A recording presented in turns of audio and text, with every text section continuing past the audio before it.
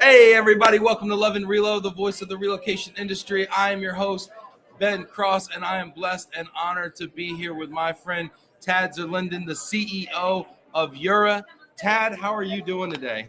I'm absolutely fine. I'm having a wonderful time. We are in Sevilla, in We Spain. are indeed, yes. This is incredible. It's amazing. I've never been to Spain. Well, I've been to Spain many times, but I'm more local. I owe you like a debt of gratitude for getting me here. It was a pleasure. It's incredible. I mean, what a phenomenal scene for the play that is EuRA 2022. Yes, it is a fantastic city, and it's been a long time in the coming, if you like, with several Yeah, how many events. times did y'all? Because I mean, how long have you been planning this conference? I would suggest we've probably been planning it for about 4 years. Wow. It was supposed to happen in April 2020 and then has been postponed. So we've now reached a Seville of 5.1. 5.1. April 2020, and here we are, June of 2022. So that's 2 years and 2 months ish. Yeah. Does it feel different waiting that long? Well, I think like everybody, it felt like we were all trapped by COVID. We couldn't do anything. Yeah. And I haven't. I mean, we've been doing this conference for whatever it is, 24 years, and to miss 2 years is like, well, it's almost like we just missed a portion of our life. It's like a 2-year gap of our life just got cut out, right? Just got cut out. Jeez. And on that note, it's great to see all of you tuning in here. Get in the comments. I want to know who you are, where you are. Hit that like button. Send some love to Sevilla for us here. We got people checking in. We got super producer Stacy in the house. Looking forward to hearing what is going on at EuRA. Yes, we will be giving you not necessarily behind the scenes. Maybe Tad wants to give some behind the scenes. We're just going to give the scenes. I'm going to report the scenes here, what's going on so far. And then Tad's going to tell us a little bit about what's going to go on this evening and for the remainder of the week, as well as we will be joined by the panel that just wrapped up around diversity, equity, and inclusion. So we're going to have Ben Sookia and Nouran Zarroug and Kwesi and so many Shradha and Julyana and just so many amazing people on for that as well. Vinny Valverde checking in from hi everyone at EuRA. I wish I was there. Vinny is a corporate person. He runs corporate mobility at UPS. Yes. That is one thing that's different about EuRA is you don't really see the corporate people here. You see RMCs, you see service providers. It's a different vibe. What's the idea there? The EuRA has always been for the providers. Yeah. We have never had corporate members. And this conference, yes, of course, from time to time. Do they ever sneak in or something? They get invited as speakers. But in general, EuRA is about the providers, and it absolutely works. Someone once said to me years ago, I can't tell you how valuable this conference is. And I thought about it, and I was trying to figure out what she meant. In reality, what she meant was the providers come together and they do business together. Right. They help each other to deliver services to the corporate. It takes a village to move someone around the world. Absolutely. It really does. There's so many aspects of the supply chain network. Vinny, maybe we'll get you in as a speaker next year. And where's next year going to be, Tad? I almost got him. They haven't told us yet. No. It's being unveiled on Friday. I almost got you. One or two more beers, maybe a couple more minutes in the conversation. I think I would have had him. Sarah Schmidt here. Hi from sunny Seattle. Greetings. Look at you. Hey, Sarah. Good to see you. Johanna Lidstrom. Great to see you in Europe again, Ben. Yes, checking in from Basel. Nice. Good to see you. Johanna, what's up? Massimo. Greetings from Belgium. Yes, Massimo. Very good. And Jana, awesome coffee. Yes, Jana's here also first time. Glomo from Rio. Yes. Brazil's in the house. So it's not just Europeans. No. We have for years attracted people from all over the world. We have one delegate from New Zealand every year, and she's always the one person who comes the furthest. Yeah. But we have delegates from South America, from all over Asia, you name it. We have people coming from everywhere. and it's fantastic. And as a group, it's a family, and that's a thing that we have tried to keep EuRA together as a family. And we're here today, finally. And the number of people. How many people do we have? On paper, we're supposed to have 702. What do you mean on paper? Well, that's how many people booked. Some people haven't arrived yet, and sadly, 1 or 2 people couldn't come because they tested positive for COVID. Touch wood. For whatever reason, touch wood. But 702 people. That's about what we would normally expect. Okay, so is this a bigger year or a normal year? This is a normal year. Okay, normal year. We are, as they say, sold out. I feel exceptional, but he says it's normal. I'll let you be the judge out there. And Dino, look at Dino checking in. Great idea with the fantastic host, Ben. You rock. Thank you, Dino. I appreciate you so much. We couldn't do it without you. Vinny, it would be a great opportunity to learn from the many amazing providers. Vinny, what would you talk about, Vinny? If you could have a EuRA panel, Vinny, I would love to know. This is your moment, Vinny. Let us know. Massimo, really sad not to be there seeing you in person, Ben. I hope we get a chance. Hey, Louise. Look at these crazies. A bunch of crazies. What's going on, Louise? How are you doing? Oh, just had an amazing session. It was amazing. What was it about? It's about setting up companies and all the kind of problems that you have and advising. I thought it was easy. Easy, Tiger? No, it's not easy in any way, shape, or form. I'll leave you guys, and I'll have a chat with you sounds later. Good. I'll see you later. Good luck, guys. Wish you were here. Yes. It's so hot. He says it's so hot. We're trying to keep it together because we're professionals. But yes, Louise did bring up the hot elephant in the room. Well, it's just a different culture around aircon here. Yes. And also the cost of electricity. And the cost of electricity is a bit high, yeah. Ben Heller. Hi, Tad and Ben. Listen, Ben, you are one of the biggest reasons I'm here. You were raving about Munich so much, and because you weren't coming, Tad called me and said, we need a Ben. We need another Ben here. And I said, if Heller's out, I'm your Huckleberry. So thank you, Ben Heller. I'm just kidding. No, Ben, I miss you so much. It's always fun to have you here. Look at this. It's fantastic. We've got speakers coming up. Alan King checking in. EuRA in Munich was a great event. Look at this. And so many folks that look at all the FOMO we have. Look at so much fear of missing out here. Vinny, it'd be great to focus on DE&I and sustainability efforts in Europe. There's so many great. You know what? I've noticed that, Tad. Yeah. It feels like Europe is ahead of us over in the U.S. when it comes to sustainability. Have you noticed that? I don't know. I have noticed personally that we're taking more care about, for example, rubbish going in the trash. Yeah. And we are making more and more efforts to try, as a conference, to reduce, if you like, our footprint. And there are certain things which were put in place 2 or 3 years ago because we were planning this, which we couldn't change. But next year, we'll be changing certain things to make sure that we're not wasting so much. Well, Vinny, I can tell you firsthand, they walk everywhere, and the aircon is carbon neutral. So yes, I can tell you that for a fact. Vinny, no, but it's an excellent topic. And actually, it's a great pivot point. We've got a diversity panel that just let out, and we've got the speakers here. But before we bring them out, Tad, can you give us a little bit of a preview about the rest of the week? Well, this afternoon, in about 20 minutes, there's the Newcomers Reception, which I hope that Ben will come and I will. I'm gonna leave all of you and go to the Newcomers. Now, where is it? Is that the pool or where is it? It's in Carmo, which is literally above our head. Okay. And then at 6:30, you mentioned the pool. We have the welcome reception around the pool. That'll be generally fairly warm, I think. Is it bathing suits or what are we wearing? No, the pool no, we should still stay dressed. Okay, I'm just checking. Definitely stay dressed. And tomorrow we have various sessions during the day. And we also have 1 or 2 RMC sessions, which are sessions that RMCs effectively sponsor, and they get a room and they can talk to the people they work with.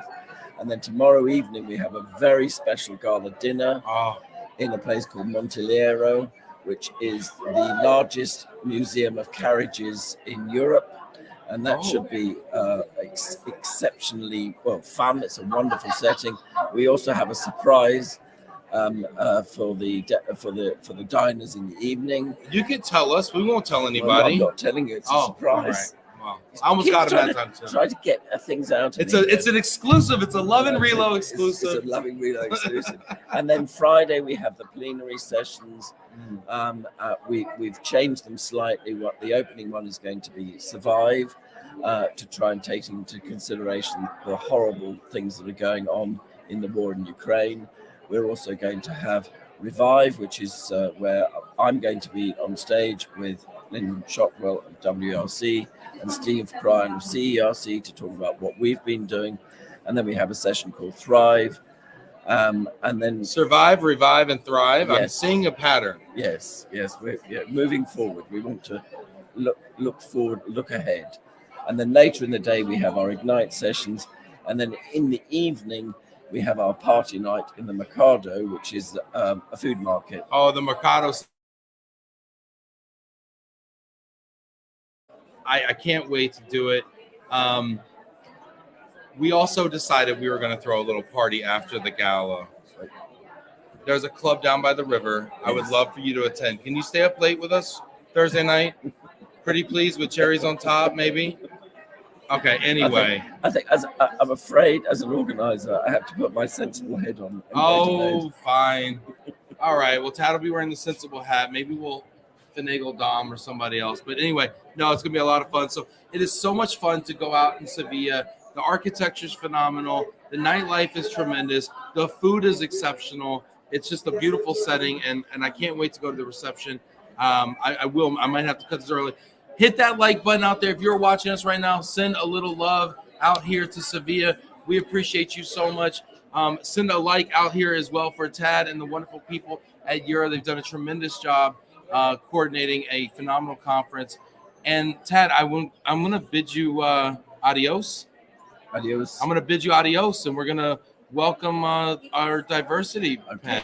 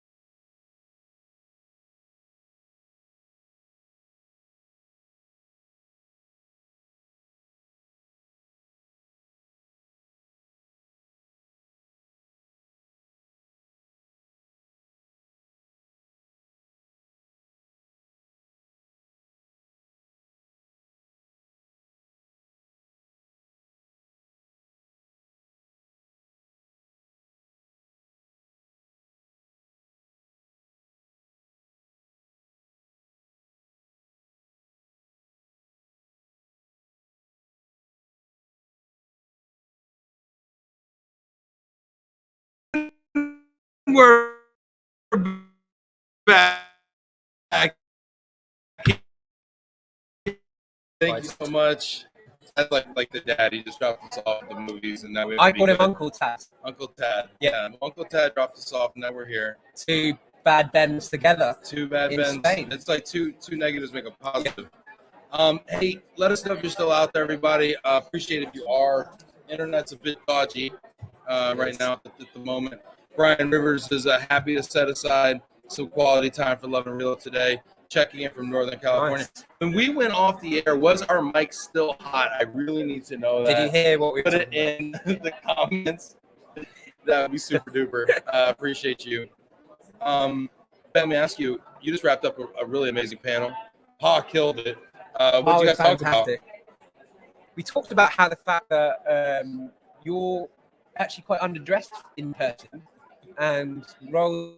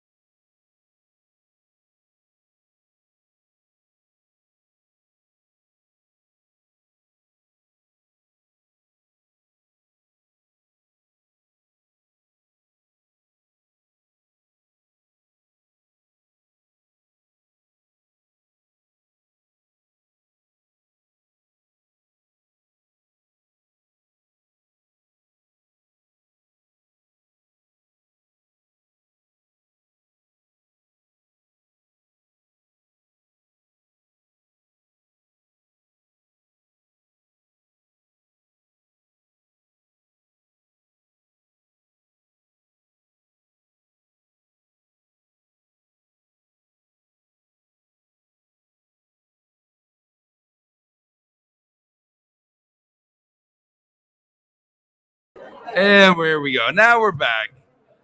This is lovely. You know, you don't really think about compatibility. You promised me a professional experience, like I was on TV when we met and did this together. Promises. You know. So Disappointed. why don't you tell us? I didn't. Andrew says I didn't. Thank you, Andrew.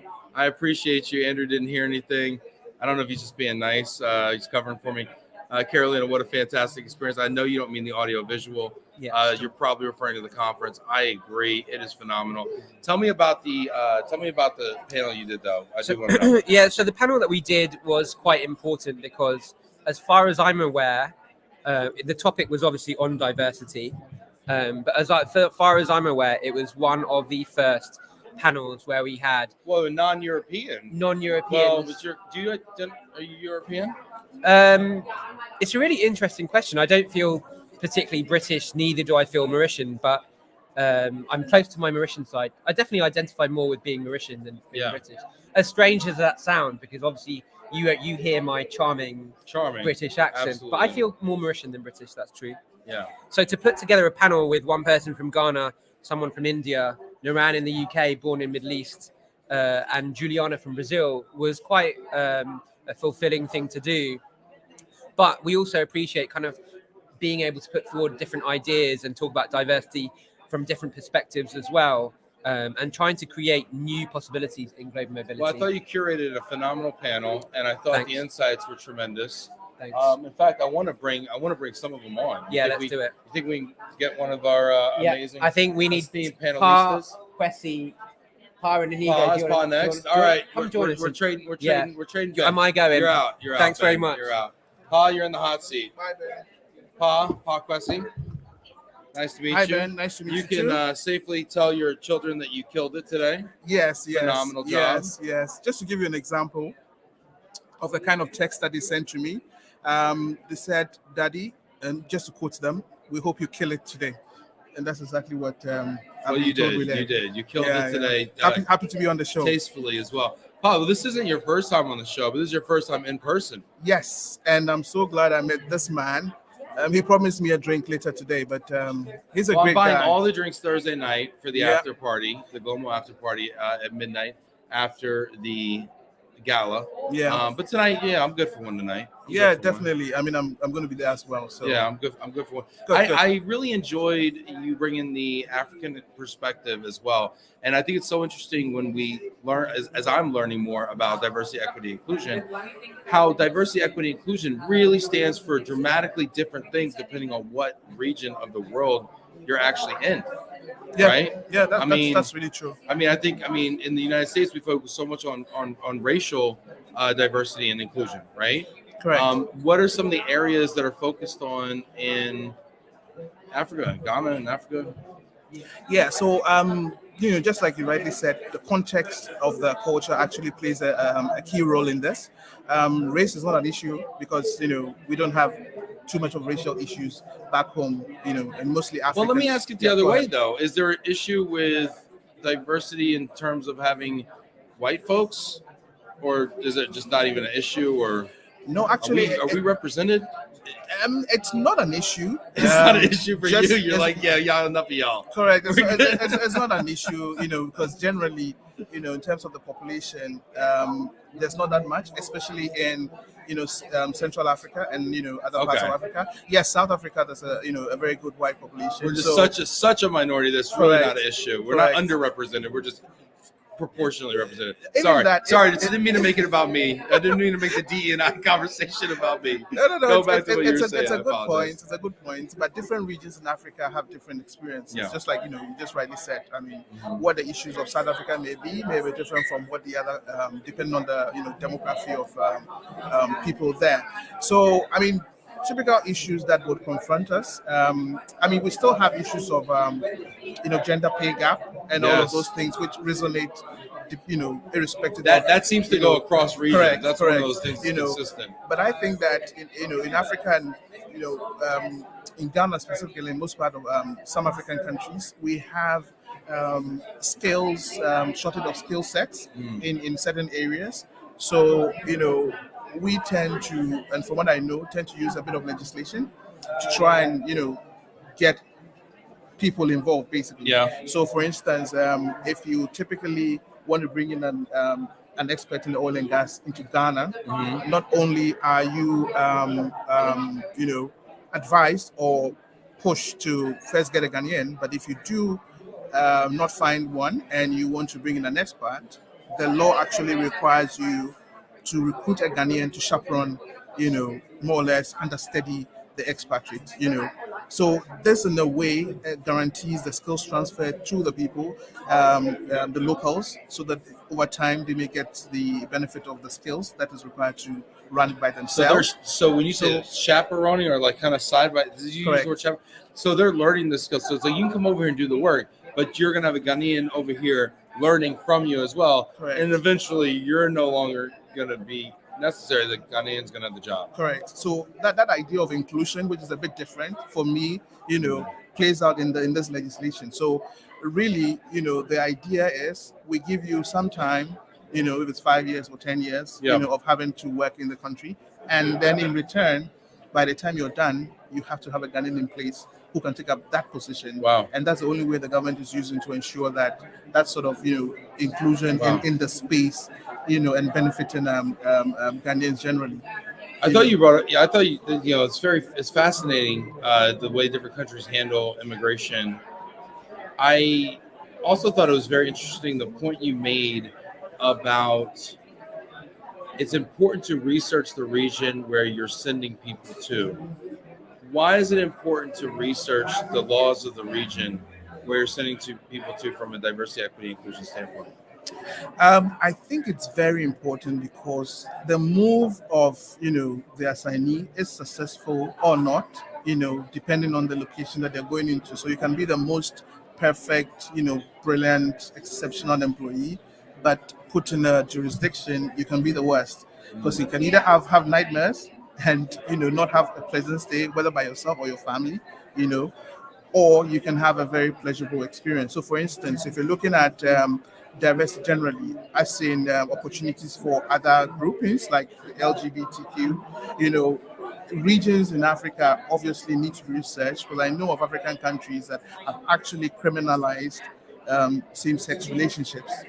So if you're sending a signee into any of these regions, the lack of knowledge about this setting will definitely lead to a failure of the assignment. Yes, basically, right. because then they go in there and they're unhappy because they probably are not accepted, and that obviously affects the output.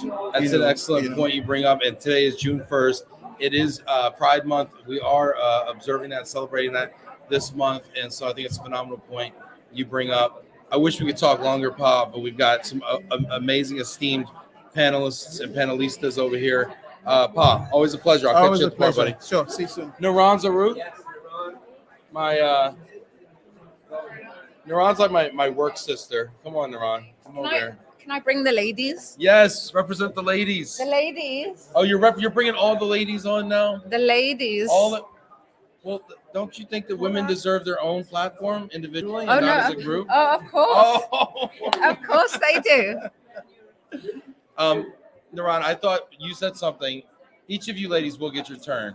I know they're probably trying to bug out and go to the reception. Each of you ladies will get your turn. But I thought it was something that you said that was phenomenal, that nobody owns diversity. What did you mean by that?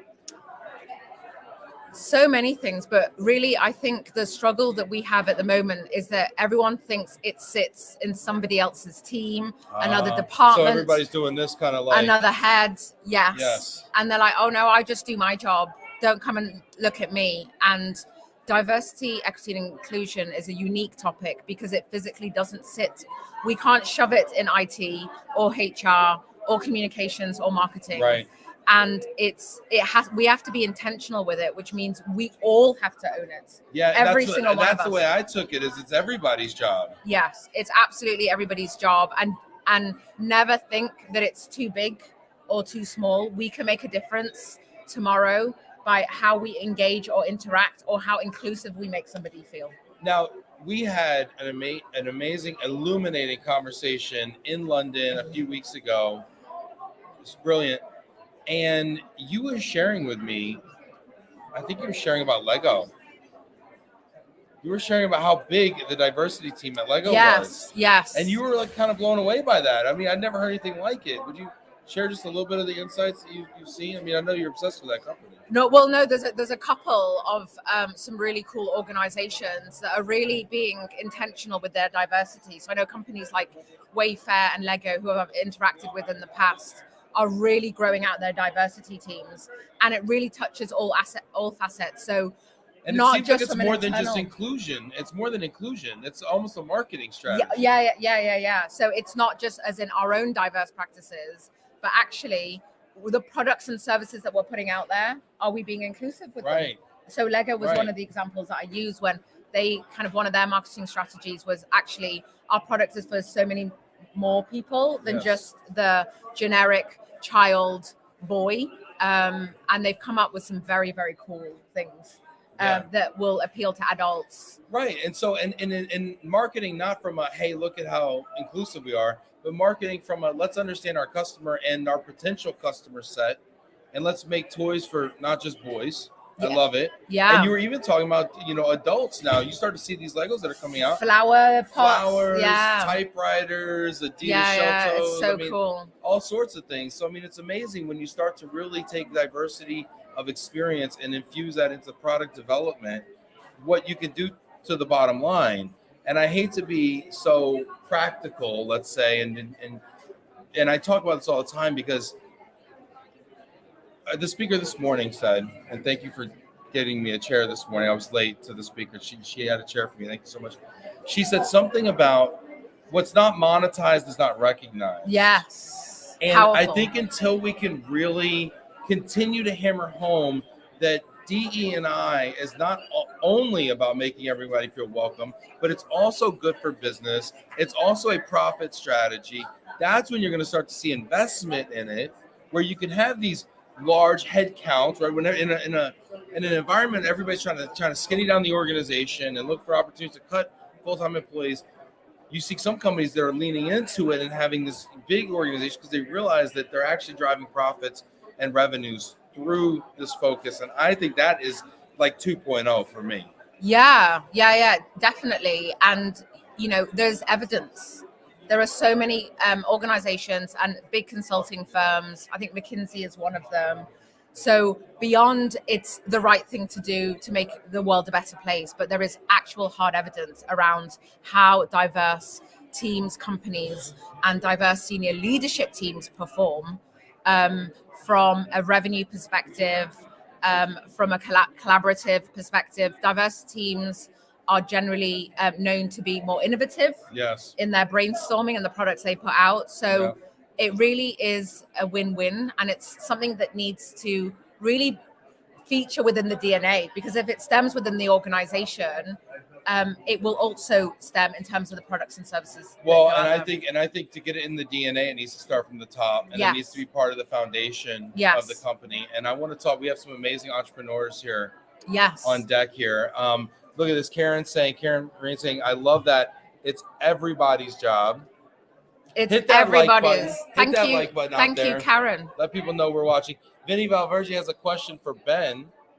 Great hi, topic Vinny. For the most important question, though. Are you watching any football game? No, the season ended, and I don't want to talk about what happened. His team didn't do very well. Benny, are you trolling Ben Sookia? Are you trolling Ben?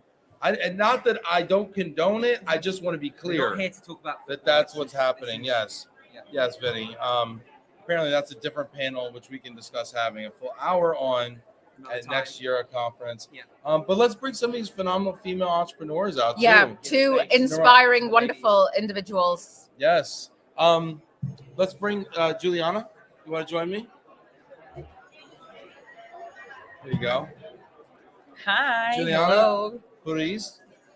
Who is Julyana? She's here. No, Julyana Ruiz. The name of your company and where you're from, Julyana? I Go Immigration. We are in Brazil and also in Portugal now. Nice. Brazil and Portugal. Yes. Wow. Yes. Very cool. Very cool. And you shared a story which I thought was very poignant and to the point. Maybe is that the definition of poignant? Anyway, about going from an employee to an entrepreneur. Yeah. And I'm personally kind of obsessed with making the jump from employee to entrepreneur.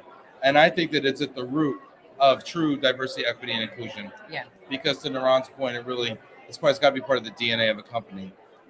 Tell me a little bit about that journey for yourself, and maybe I'd love to know your opinion on the role of entrepreneurship and diversity, equity, and inclusion. Yeah, definitely. We have countless challenges during this process, of course, on a personal and also on a professional level, because, I had bad experiences as an employee in my past, not because my employers were not good, but when I became a mother, I had so many challenges,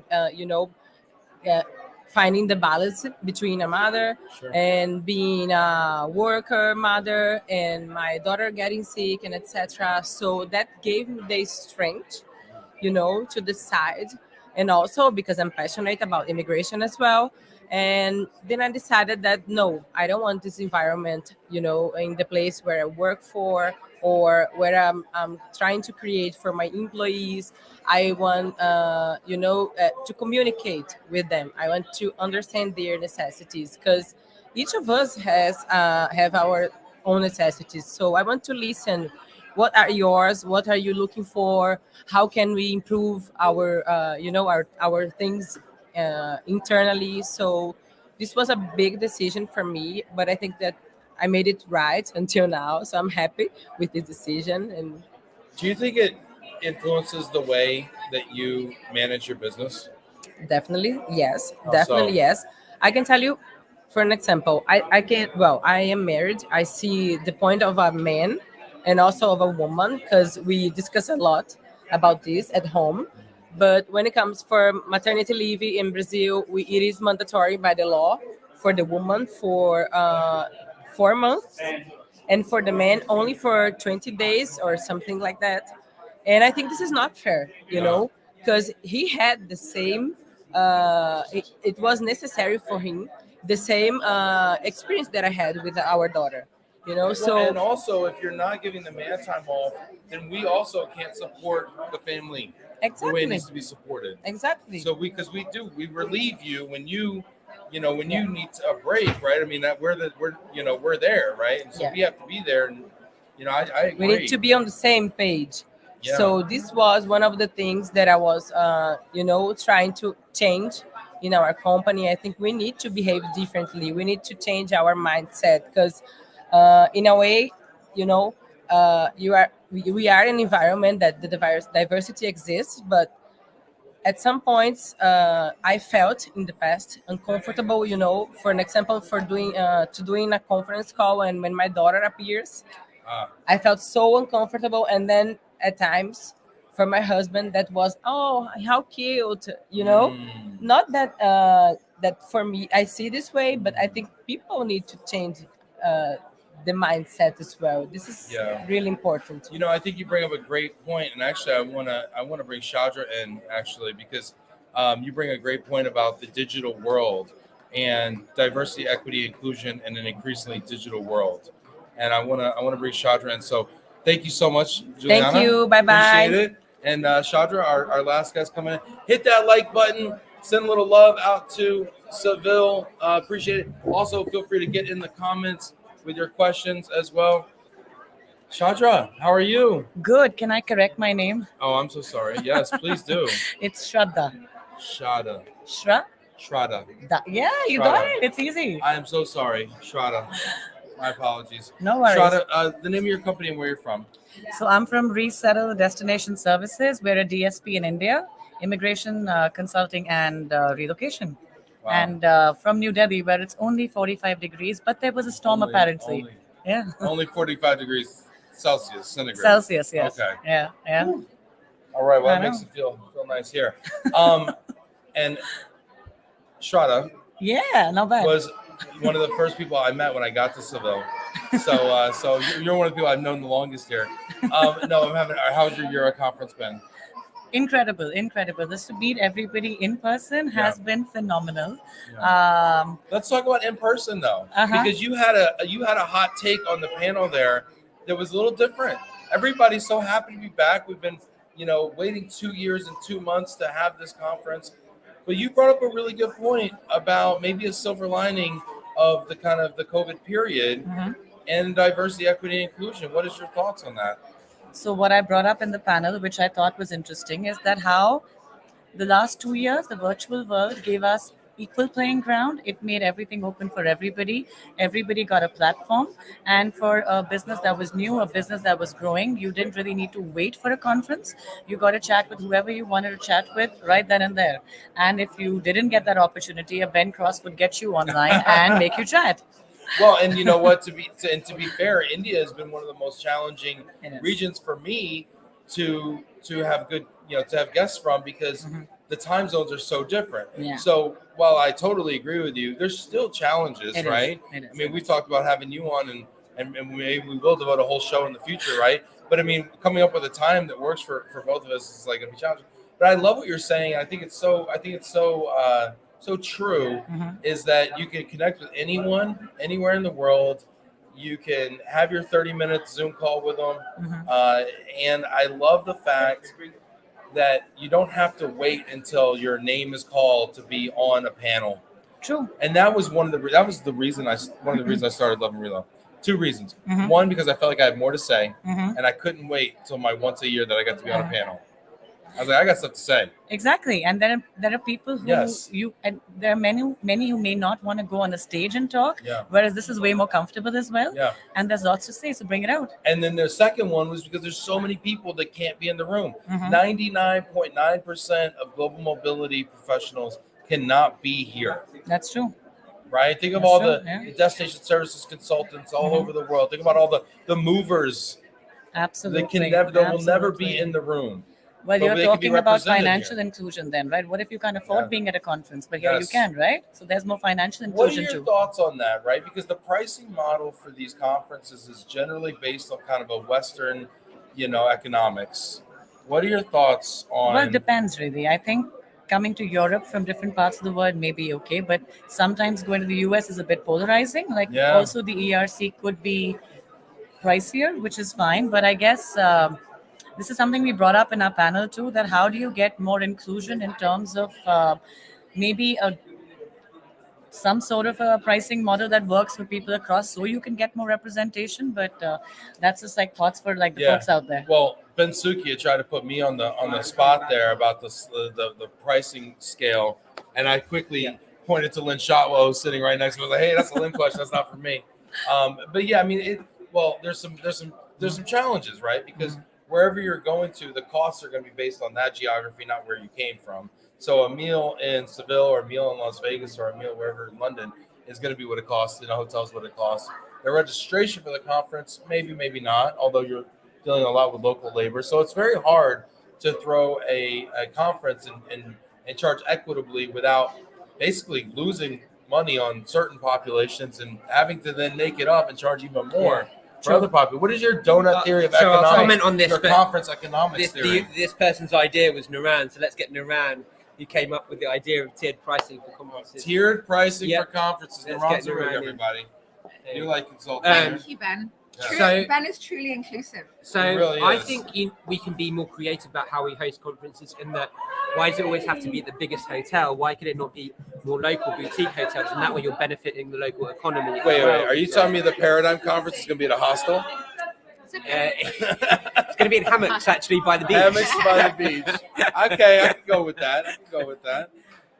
No, I think what your thoughts are? I think you need to be more creative, but I think tiered pricing, or also looking at the HDI index, the Human Development Index, which I was trying to refer to earlier, and that countries that are below 0.7, maybe they need to, or a certain amount, pay less to attend conferences, and countries that are above it pay a higher amount. Or you could have more junior people having to pay a low amount so that they can actually get to present. Get the learning and the development and the exposure.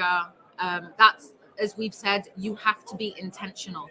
DE&I does not happen by accident. Sure. The way we have to be intentional is to look at pricing strategies, look at the people that we have on panels, look at the content we're putting out. And sometimes that means we have to make allowances to make sure that we have this wide audience. And that should consider tiered pricing. Yeah, I can see it being offset by sponsorships, although that also favors the large companies over the small companies. Sure.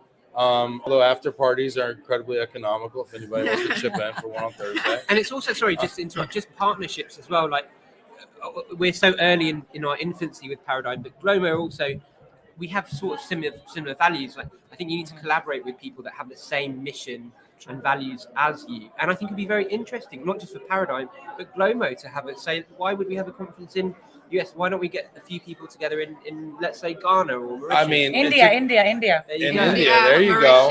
Ghana. And put the responsibility on the people that are hosting in that country where they're hosting. Well, it would lower your overhead if the participants planned it as well. Can I just say a quick hello to Vinny, Caroline, Ruiz, and Shabina Awan. Love and miss you all. Oh, there they are. I think Shabina's here though. She is here. So we still miss you a little bit though, Shabina. And then Caroline as well. Yes. Hi, Caroline. Awesome. Really miss you. But you don't miss Vinny though. Vinny's right here, and you. We miss Vinny. Always. All right, Vinny. we still miss Vinny. Love you, Vinny. What do you think about having more corporate participation in conferences at EuRA? It's a hotly debated topic. Yes. Actually, it's a hotly debated topic.